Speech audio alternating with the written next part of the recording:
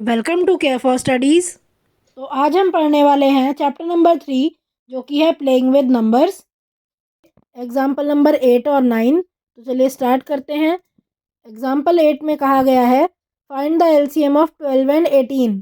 तो 12 और 18 का हमें यहाँ पे एलसीएम फाइंड करना है। तो देखो, दोनों का आप क्या कर सकते हो, एक साथ ही प्राइम फैक्टराइजेशन कर सकते हो और एलसीएम निकाल सकते हो।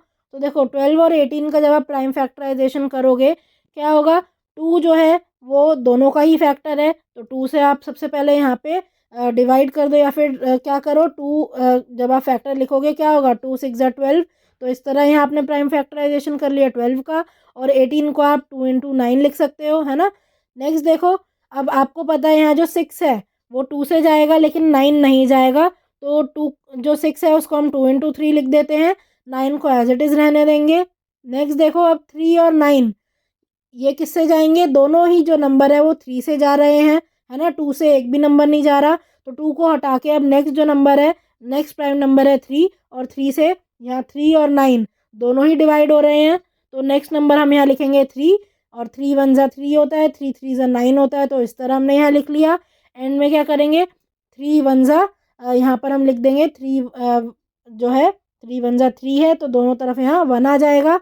अब देखो नेक्स्ट, आप यहाँ क्या करोगे, सीधा सीधा लिख दो, एलसीएम जो है क्या हो जाएगा, 2 इंटू 2 इंटू 3 इंटू 3, है ना। ये यहाँ पर जो आया है आप लिख दोगे, ये जो लेफ्ट साइड में आप पूरा ये देख रहे हो, 2 इंटू 2 इंटू 3 इंटू 3, ये आप मल्टीप्लाई करके लिख दोगे। आंसर यहाँ आ रहा है 36, है ना। अब आप चाहो तो एक तरीका और है जिससे आप एलसीएम निकाल सकते हो। तो देखो क्या करोगे आप, देखो, आप इनका अलग अलग प्राइम फैक्टराइजेशन भी कर सकते हो।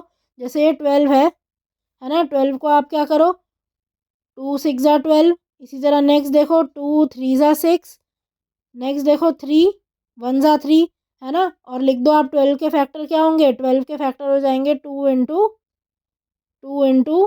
3, है ना। और 18 के क्या फैक्टर है, 18 के फैक्टर देखो क्या हो जाएंगे, 18 के फैक्टर होंगे 2 9 ज़ा 18। उसके बाद 9 को आप लिख दोगे 3 3 ज़ा 9। उसके बाद 3 को लिख दोगे 3 1 ज़ा 3। और इस तरह से आप नीचे 18 लिख दो। 18 क्या हो जाएगा, 2 इंटू 3 इंटू 3। अब क्या करोगे आप, ये लिखने के बाद जो कॉमन है दोनों में उन्हें अंडरलाइन या सर्कल कर लोगे और छाट के अलग कर लोगे। तो 2 दोनों में आ रहा है, मैंने 2 अलग से लिख लिया। ये देखो, एक ये 3 दोनों में आ रहा है, ये 3 मैंने अलग से लिख लिया, है ना। और अब ये कॉमन लिखने के बाद क्या करेंगे, जो बाकी नंबर बचे हैं उनको मल्टीप्लिकेशन में लिख लेंगे, है ना। उन्हें मल्टीप्लिकेशन में लिख लेंगे। क्या बचा, एक 2 बचा है और एक यहाँ 3 बचा है, तो ये भी यहाँ पे हम क्या कर देंगे, इसको भी हम यहाँ मल्टीप्लाई कर देंगे, है ना। इन्हें भी हम मल्टीप्लाई कर देंगे। आंसर क्या आ रहा है, 2 इंटू 3 इंटू 2 इंटू 3, मतलब 6 6 ज़ा क्या हो जाएगा, 36। और 36 यहाँ पे एलसीएम है। तो आप दोनों में से किसी भी मेथड से यहाँ एलसीएम निकाल सकते हो। नेक्स्ट देखो, एग्जाम्पल नंबर 9, 24 और 90 का हमें एलसीएम निकालना है। तो इस तरह निकाल सकते हो आप, कॉमन यहाँ पे आप इनका प्राइम फैक्टराइजेशन करो। तो क्या करोगे, 2 12 ज़ा 24 और 2 इंटू 45 इज़ 90, इस तरह लिख दो। अब यहाँ क्या करो, जो 12 है उसको फिर से 2 से आप कर दो, 2 6 ज़ा 12। 45 जो है 2 के टेबल में नहीं आता, तो 45 एज इट इज़ आप नीचे लिखते रहोगे। अब देखो, 2 3 ज़ा 6 होता है, 45 एज इट इज़ रहने दो। नेक्स्ट देखो, 3 की टेबल में 3 भी आता है, 45 भी आता है, तो यहाँ लिख दो 3 1 ज़ा 3, और 3 इंटू 15 इज़ 45। नेक्स्ट देखो, नेक्स्ट करेंगे फिर से 3 से, तो इस तरह आ जाएगा 3 क्या करोगे आप, 3 5 ज़ा 15, और 1 जो है एज इट इज़ लिखा जाएगा। नेक्स्ट देखो, 5 से चला जाएगा और दोनों तरफ आप इस तरह 1 लिख दोगे। तो अब क्या आ जाएगा, जब आप इन सबको मल्टीप्लाई कर दोगे, जो ये सारे नंबर हैं इन्हें जब आपस में मल्टीप्लाई कर दोगे तो एलसीएम आ जाएगा, है ना। ये तो है डायरेक्ट मेथड जिसमें आप एलसीएम लिख सकते हो, इन सब का मल्टीप्लिकेशन, है ना। मल्टीप्लाई करके आ रहा है 360।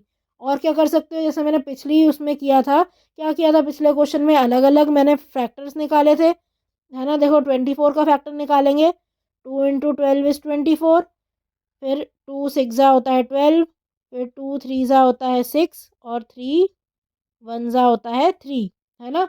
इस तरह मैंने क्या निकाल लिया, 24 मैंने लिख दिया, 24 is equal to 2 into 2 into 2 into 3, है ना। इस तरह से यहाँ पे हम पूरा लिख सकते हैं। अब देखो 90 का भी हम क्या करेंगे, फैक्टराइजेशन कर लेंगे। तो 90 को क्या लिख सकते हो आप, 90 को देखो 2 की टेबल में आएगा, 2 इंटू 45। इसके बाद देखो यहाँ पे क्या होगा, नेक्स्ट 3 की टेबल में जाएगा ये, 3 into 15।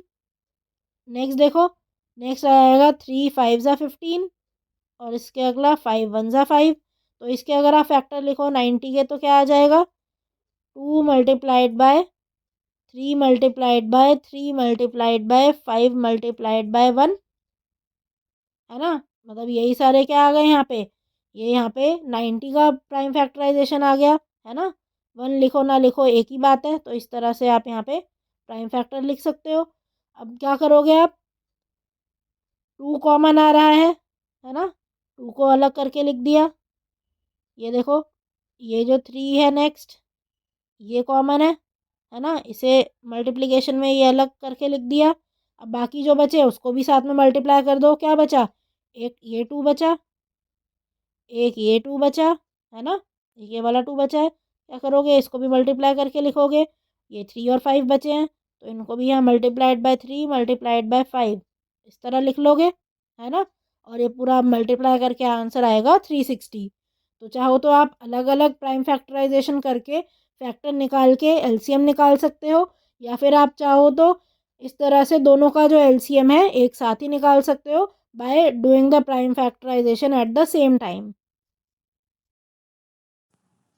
So thank you for watching. आज की क्लास के लिए बस इतना ही।